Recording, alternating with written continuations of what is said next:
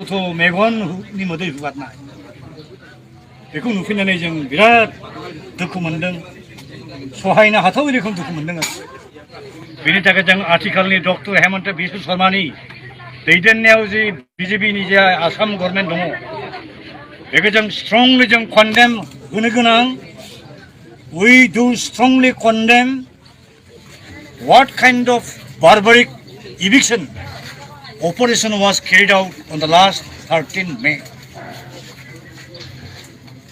मानबतानि बेरेखाय थांदों आसामनि ट्राइबेल मानसिफोरनो जि फान्डामेन्टेल राइट्स फान्डामेन्टेल फ्रिडम सिभिल लिबार्टिस इउनाइटेड नेशन्सनि 2007 13 सेप्टेम्बराव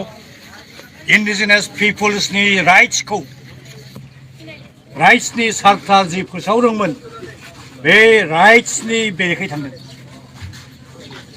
आरो जों स्ट्रंलि गभर्नमेन्टनि खाथियाव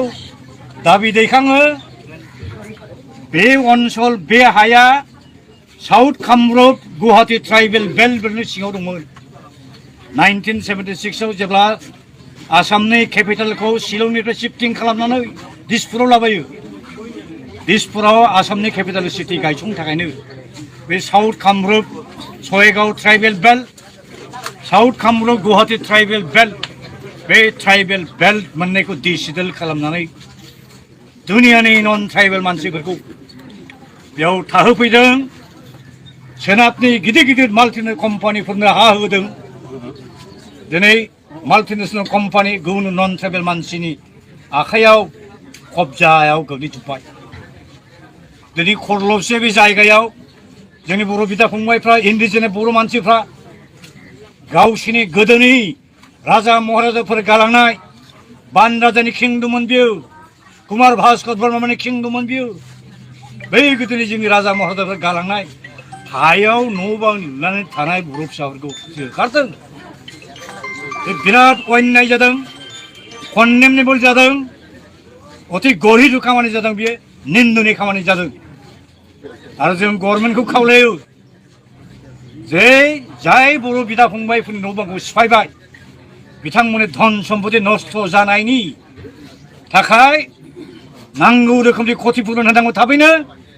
बिथांमोननि न' बांखौ थाबैनो लुफिननानै होनांगौ आरो बे जायगायावनो बिथांमोनखौ पार्मानेन्टलि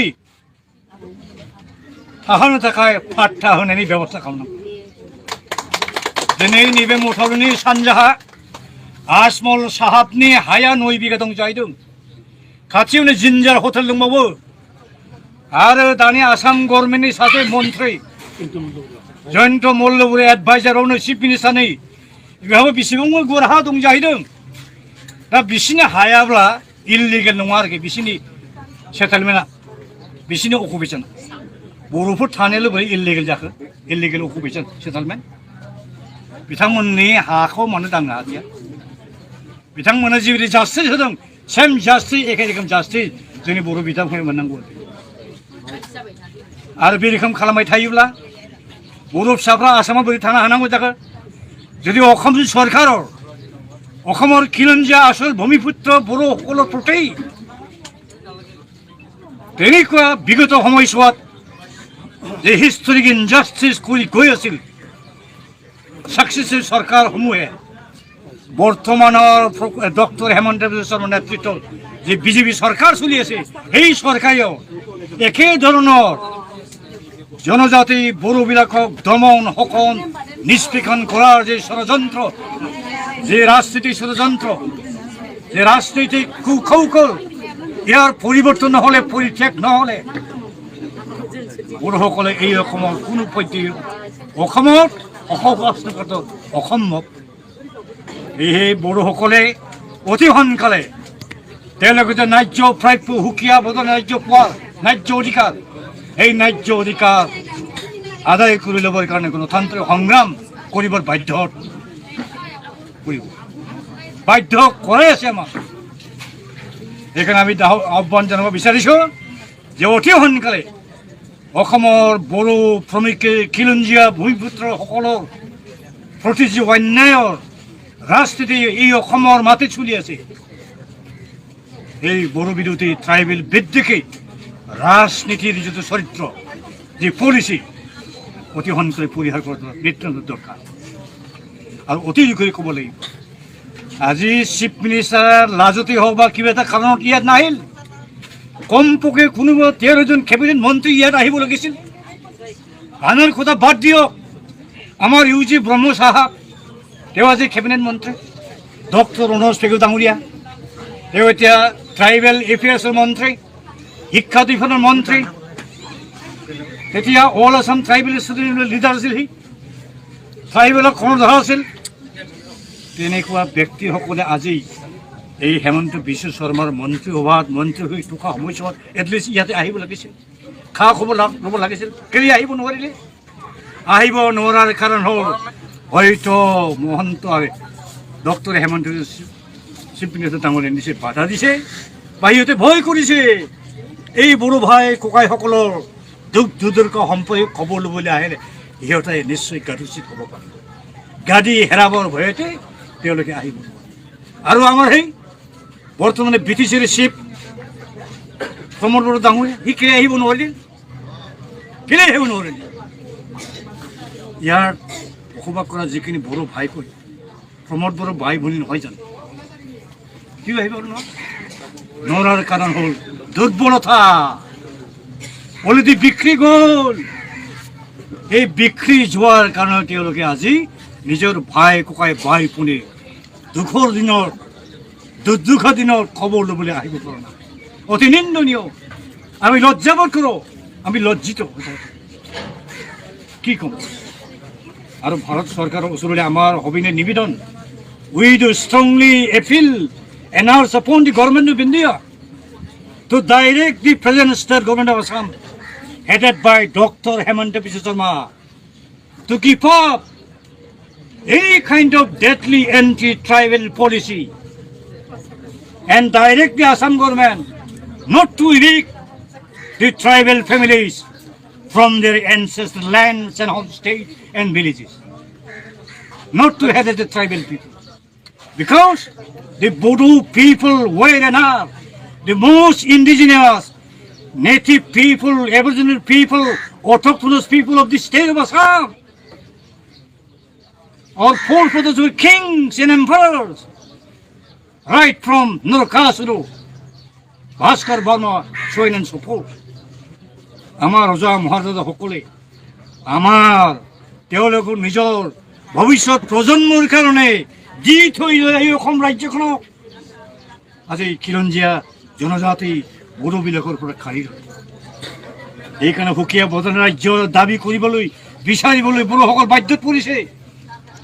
যোৱা 2020 চনৰ 27 জানুৱাৰীত বড়োসকলৰ কোনো সংগঠন নেতাসকলক বিশ্বাস নলয় বড়ো চিভিল সোসাইটিৰ লগত কথা বতৰা নপতাকৈ ডক্টৰ হেমন্ত বিশ্ব শৰ্মাৰ জটিল ৰাজনৈতিক ষড়যন্ত্ৰৰ ফলতেই NDBৰ ভাই কয়সকলক নতুন চুক্তিৰ ড্ৰাফ্ট কপিটো আগতীয়াকৈ নেদেখুৱাকৈ নজনোৱাকৈ প্ৰমোদ বড়ো ডাঙৰীয়া গোবিন্দ বসুমতাৰী এই দুজনক নিজৰ প্লেনটেড এজেণ্ট হিচাপে ব্যৱহাৰ কৰি নতুন চুক্তি স্বাক্ষৰ কৰি 5,000তকৈ অধিক আমাৰ বড়ো ভাই কয়সকলে শ্বহীদ বৰণ কৰি 2003 চনত BLTৰ নেতৃত্বৰ দ্বাৰা